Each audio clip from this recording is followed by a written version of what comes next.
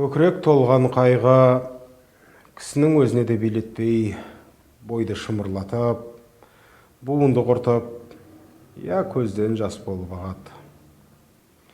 Қазақтар, Құдай, жас баладай қайғысыз қыла көр деп тілек тілегенін өзім көрдім. Онысы жас баладан гөрі есті кісі болып, ескермес нәрсесі жоқсып, қайғылы кісі болғансы ғана.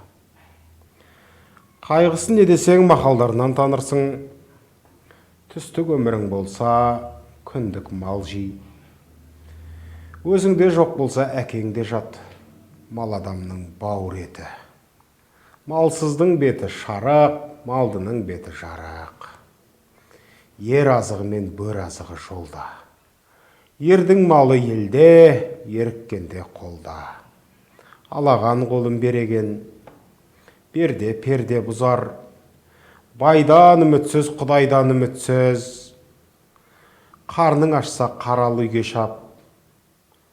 Қайраңы жоқ көлден без, қайыры жоқ елден без.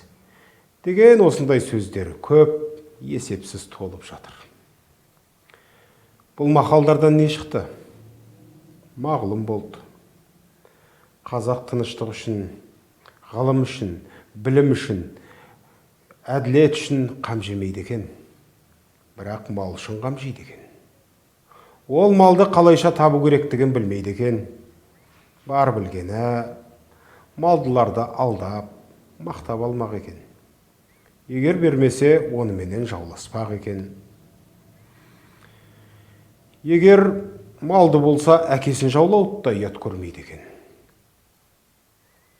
Әйтеуір қулық, сұмдық, ұрлық, тіленшілік, осыған ұқсаған қылықтың қайсысын болса да қылып, мал тапса жазалы демесек керек екен.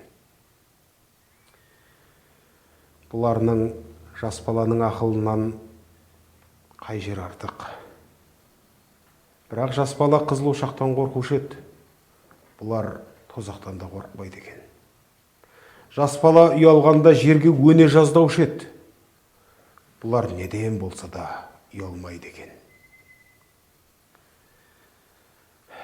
Бұларының несі артық?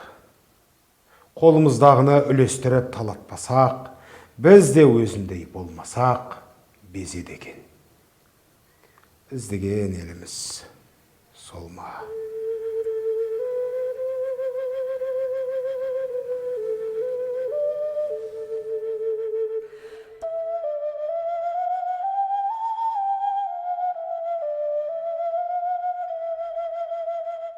Thank you.